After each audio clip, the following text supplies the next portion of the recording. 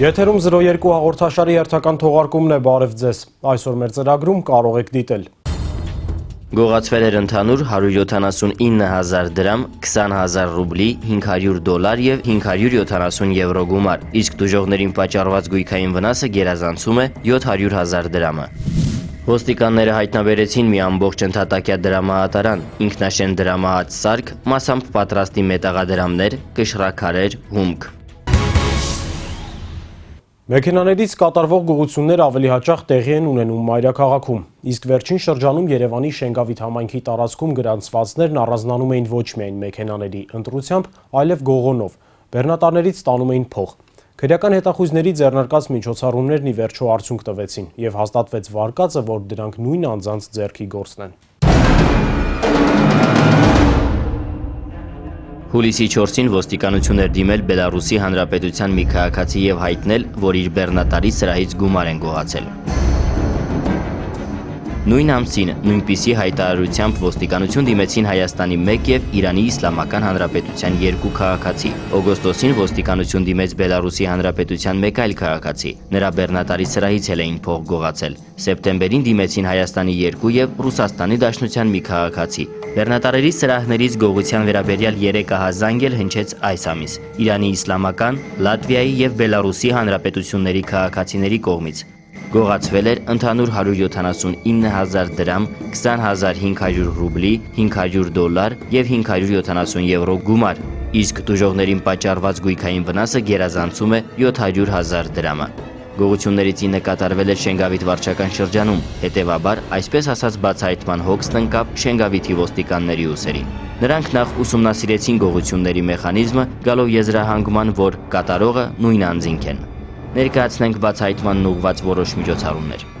Քանի որ գողությունները կատարվում են Շենգավիթ վարչական տարածքի այն փողոցներում, որտեղ օտարերկրյա քաղաքացիները կայանում են իրենց բեռնատար ավտոմեքենաները, ուստի այդ փողոցներում ուժեղացրեցինք հսկողությունը։ Շենգավիթի քրեական հետախույզների հսկողությունն ուղեկցվում էր օպերատիվ նկարահանումներով, որոնցից մեկին հեռուստադիտողը շուտով կծանոթանա։ Այդ ընթացքում ճշտում ենք նմանատիպ հանցագործության համար դատապարտված անձանց այլուրեկությունները, ինչպես եւ ոմանց բաժին էին հրավիրում բացատրական զրույցներ անցկացնելու համար։ Աշխատանքների արդյունքում ոստիկանության Շենգավիթի բաժնի Չարբախի բաժանմունքում օպերատիվ տվյալներ ստացվեցին եւ մեր տեսադաշտում հայտնվեցին 2 անձինք։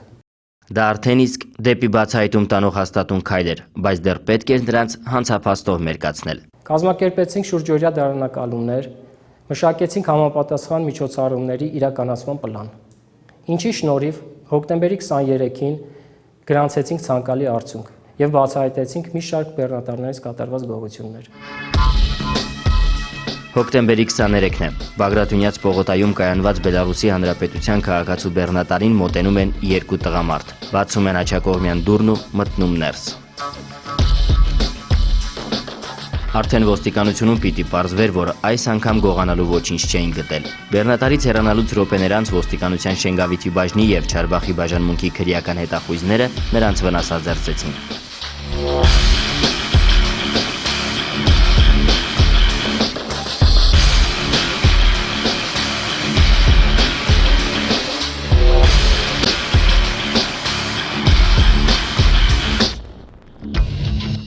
Գողության կասկածանքով բերման ենթարկվածներից Մինաս Պետրոսյանն է։ Երևանի բնակիչ է, ծնված 1982-ին։ Նախկինում 3 անգամ գողության համար դատապարտվել է, ներկայացնում է ոստիկանությունում հայտնվելու պատճառը։ Բեռնատար ֆուրայից գողություն անելու համար։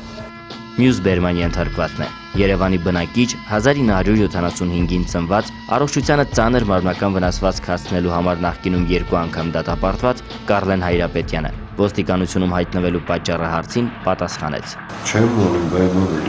ինչի համար չգիտեմ։ Բազմադրվակ գողությունների փաստերով քրեական գործ է հարուցվել Քրեական օրենսգրքի 177-րդ հոդվածի հատկանիշներով։ Քննությունն իրականացնում է քննչական կոմիտեի Շենգավիթի քննչական բաժինը։ Մեքենաներից գողություններ միշտ էլ եղել են։ Գողանում են հեշտ հանվող և որոշակի արժեք ներկայացնող ավտոպահեստամասեր, առավելապես մարտկոցներ, անվադողեր, թանկ ու կրանք լուսարձակներ, նաև թափանցում են սրահ ու տանում նվագարկիչներ, տարբեր անձնական իրեր։ Այս գողությունների բացահայտումն իհարկե ոստիկանների գործն է, բայց կարելի է նաև այնպես անել, որ գործը չհասնի ոչ գողության, ոչ էլ բացահայտման։ Հայտնի ասույթ կա. «Իմ տունն իմ ամրոցն է»։ Սա իհարկե ավելի հոգեբանական մոտեցում է, բայց շատերի համար արդեն կա մեկ այլ ասույթ՝ «Իմ մեքենան իմ տունն է»։ Այո, մեքենան էլ մի շարժական տուն է, գրեթե բոլոր հարմարություններով, նաև դուռ ու պատուհանով։ Դուռ պատուհանն էլ տների նման ունեն կողպեքներ, ավելի հաճախ նաև ազդանշանային համակարգերով կահավորված, բայց դիմենք ոստիկանության օպերատիվ հաղորդագրությունների վիճակագրությանը։ Սեպտեմբերի 25-ի գիշերը Մայրաքաղաքի Անդրանիկի փողոցի բակերից մեկում Մերսեդեսի ապակին կոտրել ու տարել են ձայնարկիչը, տեսանկարահանող սարքն ու տան բանալիների կապոցը։ Առաջին երկուսը դեռ հասկանալի է, բայց թե ինչու էր բանալիների կապոցը մեքենայում, դժվար է բացատրել։ Հոկտեմբերի 26-ի առավոտյան մի քաղաքացուցահազանգ է ստացվել, որ գիշերը գողացել են իր մեքենայի գազի բալոնը։ Մինչ ոստիկանները կհասնեին դեպքի վայր, տուժած քաղաքացին պարզել է, որ բեռնախցիկից տարել են նաև նրա աշխատանքային գործիքները, էլեկտրական 2 սղոց։ Բանից պարզվում է, որ ազդանշանային համակարգերը կամ չեն աշխատում, կամ բացակայում են ընդհանրապես։ Այնինչ նման հանցագործությունները կանխելու լավագույն միջոցը մեքենան ազդանշանային համակարգով կահավորելն է։ Մեկ այլ միջոց էլ մեքենան գիշերային ժամերին պահպանվող տարածքներում կայանելն է, ճիշտ է, ծախսատար է, բայց ապահով։ Երրորդ միջոցը ոստիկանություն դիմելն է։ Գաղտնիք չէ, որ հաճախ տուժած մեքենայատերերը չեն էլ դիմում ոստիկանություն, մտածելով, թե բացահայտելու հույս չկա։ Իհարկե, սրանց բացահայտումը դժվար գործ է, բայց ոչ անհնար։ Ավելին, ունենալով շատ տեղեկություններ, քրեական հետախույզներն ավելի արդյունավետ միջոցներ կձեռնարկեն, իսկ դարանակալումները, որ պարբերական կազմակերպվում են, կլինեն ավելի հասցեական։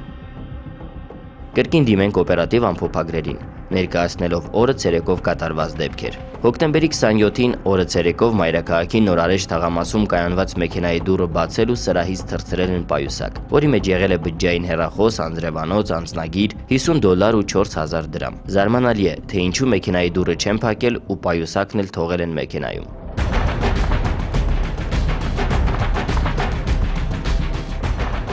Հաջորդ դեպքը շատ ավելի զարմանալի է։ Հոկտեմբերի 19-ին դարձյալ օրը ցերեկով Վանաձոր քաղաքի բակերից մեկում կոտրել են օփելի ապակին եւ սրահից գողացել պայուսակ։ Ըստ ուժողի պայուսակում եղել է 2.5 միլիոն դրամի ոսկեղեն։ Այս ցերեկային ոտնձգություններից պաշտպանվելու միջոցները շատ ավելի արդյունավետ կարող են լինել։ Պետք է հաշվի առնել, որ մեքենայի ապակին կոտրելն ու միջից ինչ-որ բան թռցնելը վայրկյանների հարց է։ Հետևությունը մեկն է՝ կարիք չկա գայթակղիչ իրեր թողնել մեքենայի սրահում, օրինակ պայուսակ կամ նոթբուք, բջջային հեռախոս ու պլանշետ։ Շատ ավելի արագ ու հեշտ է թափանցել մեքենայի սրահ, եթե բաց են դուռն ու պատուհանը։ Սա արդեն բոլորովին անհասկանալի անփութություն է։ Ոստիկանության աշխատակիցներն իրենց գործը կանեն։ Ի վերջո բոլոր օրենազանցները կստանան իրենց արժանի պատիժը, սակայն այս դեպքի համար էլ կա մի ռուսական դժվար թարգմանվող ասույթ՝ հույսդ դիր Աստծուն, բայց դու էլ զգոն եղիր։ Վաղարշապատում դանակահարություն էր եղել եւ այդ մասին տեղեկությունը ստացվեց հիվանդանոցից։ Մինչ բժիշկների ջանքերի շնորհիվ մի քանի ժամից տուժողնի վիճակի կլիներ հայտարարություն տալ, Վաղարշապատի քրեական հետախույզները բացահայտեցին հանցագործությունը։ Հոկտեմբերի 19-ի ժամը 19:20-ին Վաղարշապատ բժշկական կենտրոն տեղափոխվեց 50-անց մի քաղաքացի, ծանր վիճակում, որովայնի շրջանում սուր գործիքից ծակած առնահոսող վերք ուներ։ Հիվանդ ընդվել է հյուրեջական բաժանում հոկտեմբերի 19-ին, ծանր վիճակում, որը ստացել դանակահարություն որովայնի ձախ կեսում, աղիների բարակային արտանկումով եւ աղիների միջանցիկ վնասումներով։ Հիվանդը շտապ տեղափոխվեց վիրասրահ եւ կատարեց շտապ վիրահատություն։ Քաղաքացուն դանակահարել էին, բժշկական կենտրոնից անապախ ազանգեցին ոստիկանության Վաղարշապատի բաժին։ Րոպեներ անց ոստիկաններն արդեն հիվանդանոցում էին։ Բժշկի հավաստմամբ տուժողից հնարավոր չէր բացատրություն վերցնել, հարկավոր էր սպասել մի քանի ժամ։ Սակայն ոստիկաններին քաչ հայտնի էր, որ այդ մի քանի ժամը հանցագործությունը բացահայտելու համար կարող էր վճռորոշ լինել։ Հայտնի էր միայն տուժածի անունը եւ այն, որ Ոսկեհատ գյուղում առանձնատուն ունի։ Ոստիկանները առանձնատան ներքին բակում հայտնաբերեցին արյան հետքեր, ինչը վկայում էին, որ դանակահարությունը կատարվել է հենց այստեղ։ Օպերատիվ հետախուզական եւ քննչական համալիր միջոցառումներ իրականացվեցին դանակահարությունը կատարած անձին հայտնաբերելու համար։ Պարզվեց, որ առանձնատանը ընկերական խնջույք էր եղել, չարաշահել էին ալկոհոլը։ Հարևաններն էլ վիճաբանություն աղմուկ էին լսել։ Շուտով տեղեկություններ ստացվեցին, որ հանցագործությունը կարող է կատարած լինել երևանցի 1984 թվականին ծնված Արթուր Ղազարյանը։ Ըստ մեր կողմից ստացված տեղեկությունների պարզվեց, որ Արտուր Նորայրի Ղազարյանը փորձում է լքել Հայաստանի Հանրապետության սահմանը։ Ոստիկանները Ղազարյանի վերաբերյալ տեղեկությունները փոխանցեցին Բագրատաշենի գործընկերներին։ Տեղեկությունները հաստատվեցին հոկտեմբերի 23-ին, երբ նրան հայտնաբերեցին սահմանն անցնելիս։ Վերջինս Բագրատաշենի անցակետում հայտնաբերվեց եւ բերման ենթարկվեց ոստիկանության վաղարշապատի բաժին։ Ոստիկանության վաղարշապատի բաժնում Ղազարյանը համառորեն հերքում էր ոստիկանների կասկածները, սակայն դա երկար չտևեց։ Դժողի վիճակը կայունացավ եւ ոստիկանները կարողացան նրանից հաղորդում վերցնել։ Տղեկի հետ երեկ անետը բերել էին հետները, որ գիտեի ոչ էլ անունը գիտեի, ոչ էլ պետք էր այդ անունը։ Սկսեց քაფուր գապար տալը, ինչ ես անում, մարդ ապրում, ամոթ է, վաղելնելու ես հետս, չեն ասեսում ես բերում հայատները, զգացի, որ մի բան ցաված։ Անցկացված օպերատիվ հետախուզական եւ քննչական գործողությունների արդյունքում Արտուր Նորայրի Ղազարյանը ոստիկանության վաղարշապատի բաժնում տվեց ինքնախոստովանական ցուցմունք։ Ղազարյանն արդեն ստիպված էր ոստիկաներին պատմել դեպքի մանրամասները, ստիպված էր պատմել նաև հանցագործության գործիքի մասին, որից իր պնդմամբ ազատվել էր եւ չէր հիշում թե որտեղ։ Ոստիկանները միջոցառումներ են ձեռնարկում դանակը հայտնաբերելու ուղղությամբ։ Արտուր Ղազարյանը կալանավորված է, քննությունը շարունակվում է։ Անցած թողարկմանն անդրադարձել ենք տնտեսական հանցագործությունների դեմ ոստիկանության պայքարին, ընդհանուր պատկերի հետ մեջբերելով կոնկրետ դեպքեր ու բացահայտումներ։ Ծավալուն նյութի երկրորդ մասը ներկայացնենք այսօր մեր թեմատիկ էջում։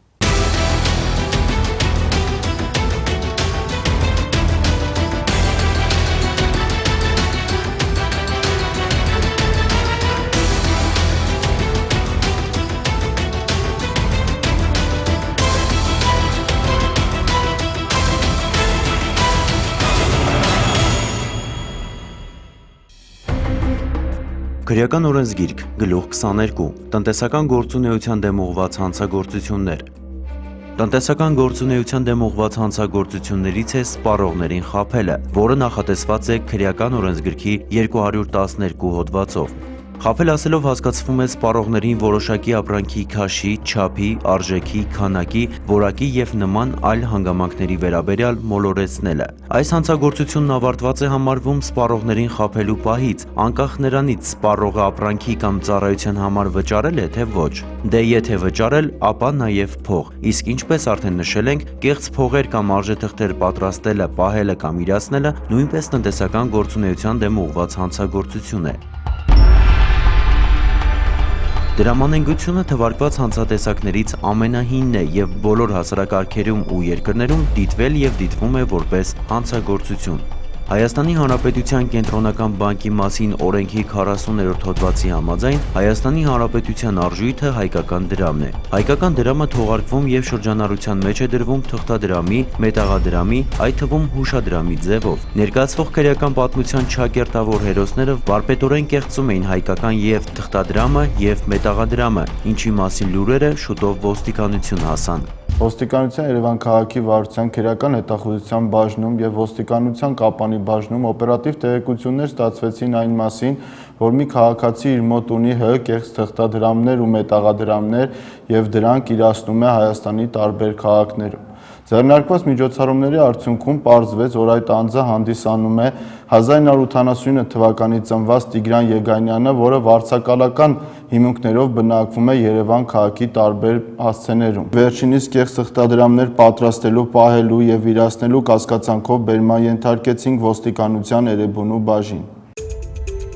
Անձնական խուզարկությամբ Եգանյանի մոտից հայտնաբերվեց 205 հատ 10,000 դրամ անվանական արժեքով Հայաստանի Հանրապետության կեղծ թղթադրամ։ Ոստիկանությունում նախոստովանեց, որ նախկինում պատրաստել եւ իրացրել է նաեւ կեղծ մետաղադրամներ։ Նրա մատնանշած վայրից ոստիկանները հայտնաբերեցին մի ամբողջ ընդհատակյա դրամահատարան, ինքնաշեն դրամահաց սարք, մասամբ պատրաստի մետաղադրամներ, կշռաքարեր, հումք։ Սակայն սա դեռ ամենը չէր։ Եգանյանի բացատրությամբ ինքը ոչ համակարգչով, ոչ էլ տպագրական սարքերով աշխատելու հմտություններ չունի, սակայն նրա բնակության վայրում հայտնաբերվեցին 236 հատ 1000 դրամ անվանական արժեքով պատրաստի կեղծ թղթադրամներ, 153 հատ A4 ֆորմատի թղթի վրա 4-ական տպագրված 1000 դրամ անվանական արժեքով կեղծ թղթադրամի օրինակներ, նույնպիսի թղթի վրա 3-ական տպագրված 10000 անվանական արժեքով կեղծ թղթադրամների օրինակներ եւ թղթադրամները կտրելու պարագաներ։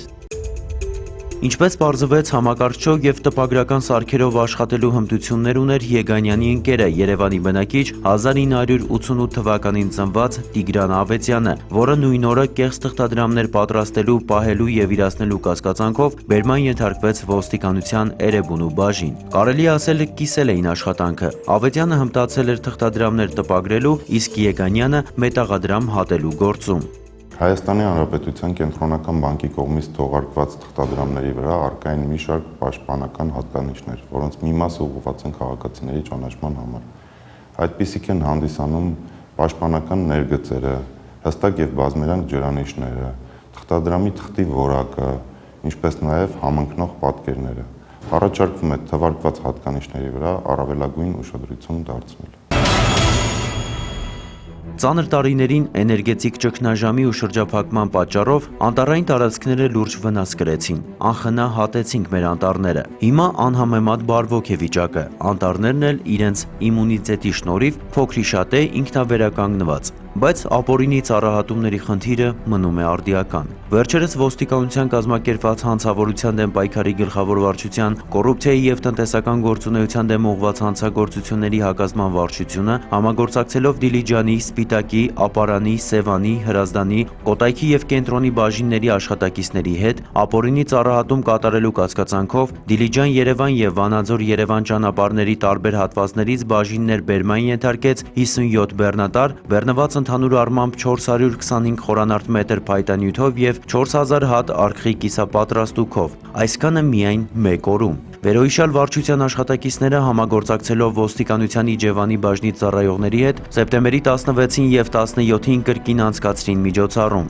Արդյունքում փայտամշակման արտադրամասերից զննությամբ հայտնաբերվել է շուրջ 575 խորանարդ մետր փայտանյութ, հաճարենի բոխենի, 100 հատ տարբեր տրամաչափի գերաններ եւ 4000 հատ արխի կիսապատրաստուք։ Նույն միջոցառումների շրջանակներում ձեռնարկված օպերատիվ հետախուզական եւ բացատրական աշխատանքների արդյունքում բացահայտվել է մի քաղաքացու կողմից Լոռու մարզի Դսեղ անտառտնտեսության մարզի տարածքի պատասխանատու Փաշիկ Խառատյանին կաշառք տալու, ինչպես նաեւ մեկ այլ պաշտոնատար անձի կողմից պաշտոնեական դիրքը ծառայության շահերին հակառակ օգտագործելու մեկական դեպք։ Այս միջոցառումը պարզապես հերթական ապացույցն էր, որ անտառների անխնա վերացման գործում շատ ավելի մեծ է արտադրական նպատակներով արվող ապօրինի հատումների բաժինը։ Ապօրինի ծառահատումների դեմ ոստիկանության պայքարը կրելու է շարունակական բնույթ։ Հարկ է, որ բոլորը գիտակցեն հարցի կարևորությունը, ուստի ոստիկանությունն ակնկալում է նաև անտառամերձ տարածքների բնակիչների ակտիվ ներգրավումն այդ պայքարին։